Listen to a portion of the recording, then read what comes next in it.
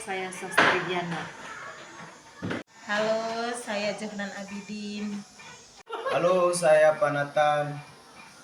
Selamat pagi juga. Nah, Ibu, sebelum kita melakukan coaching, sebagai awal saya akan memberikan beberapa pertanyaan kepada Ibu. Pertama-tama, saya akan mendiskusikan rubrik penilaian.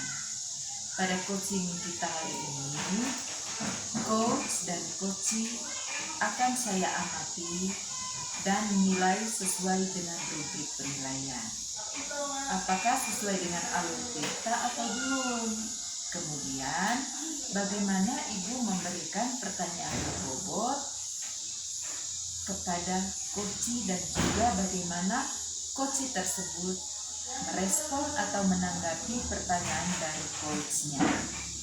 Dan jangan lupa yang disesuaikan dengan prinsip coaching adalah kemitraan, proses kreatif, dan memaksimalkan potensi. Pertanyaan pertama yang saya berikan kepada Ibu ialah kompetensi apa yang akan Ibu kembangkan pada coaching kali ini?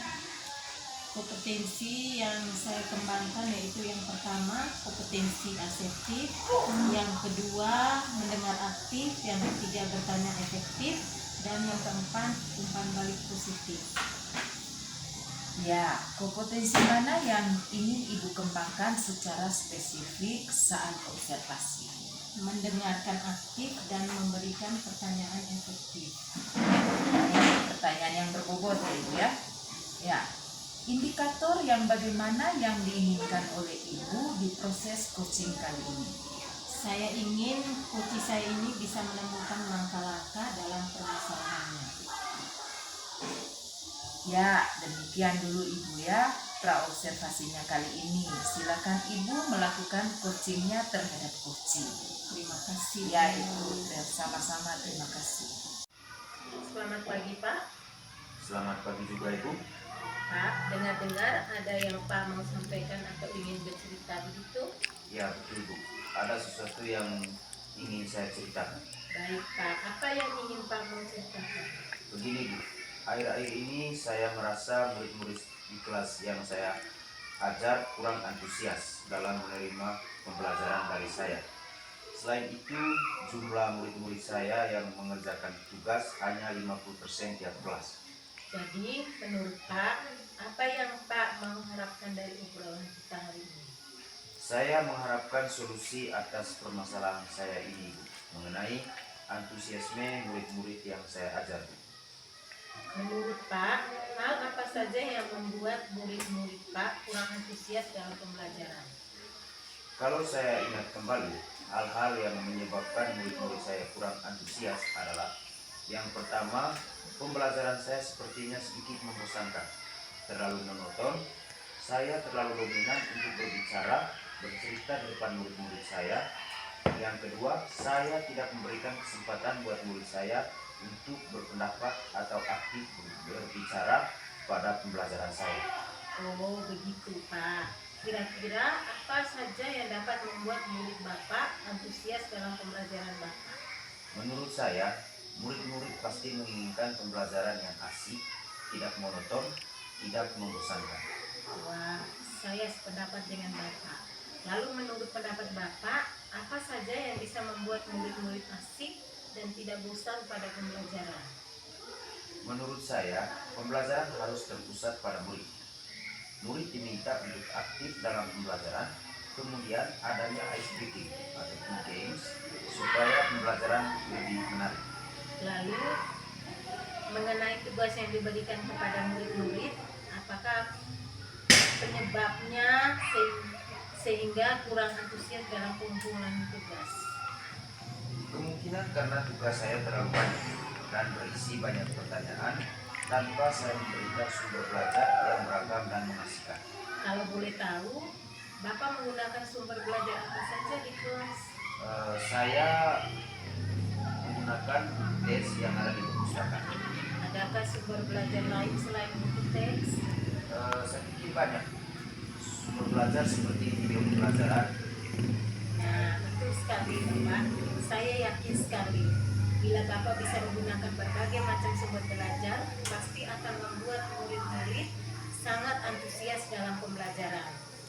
Jadi sekarang, apa rencana Bapak untuk menyelesaikan masalah ini?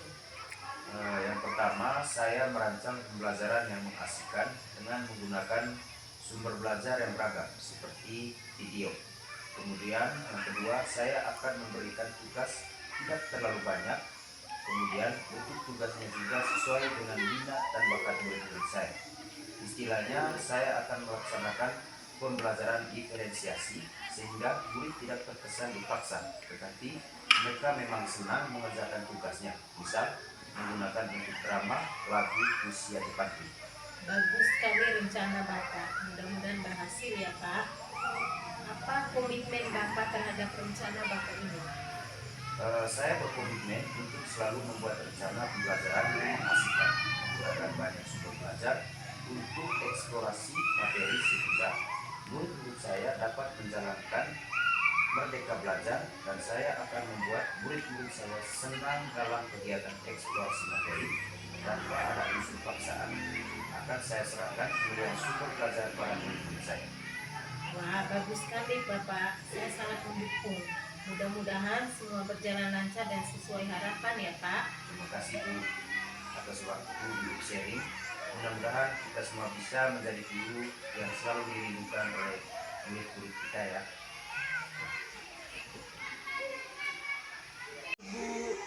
Ibu sudah melakukan coachingnya sama Pak Nathan? Iya, sudah Bu. Baik Bu, saya ada beberapa pertanyaan buat Ibu.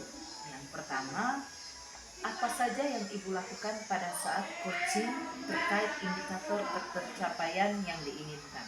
Di coaching ini saya sudah melakukan coaching dengan alur kita, yaitu menanyakan tujuan, mengidentifikasi rencana aksi dan tanggung jawab, sehingga alur tersebut bisa menggali contoh untuk menceritakan permasalahan dan menemukan solusi-solusi. Oke Ibu, menurut saya sebagai observer, proses coaching yang dilakukan Ibu sudah berjalan dengan baik. Begitu juga proses alurnya sudah sesuai dengan alur Tirta. Dan Ibu juga sudah berusaha menggali informasi dengan memberi pertanyaan berbobot dengan coachnya, sehingga coach bisa menemukan solusi dari permasalahannya. Kompetensi apa yang perlu diperkembangkan lagi? Kompetensi yang saya perlu kembangkan lagi Bu, yaitu dengan cara lebih memahami lagi proses coaching dengan alur Tirta, sehingga saya bisa melakukan coaching dengan lebih baik lagi. Ya, itu Bu. Semoga kedepannya kita bisa melakukan coaching dengan lebih baik lagi ya Bu. Demikian observasi kali ini. Semoga kita berhasil. Selamat siang, terima kasih. Ya, selamat siang juga Ibu.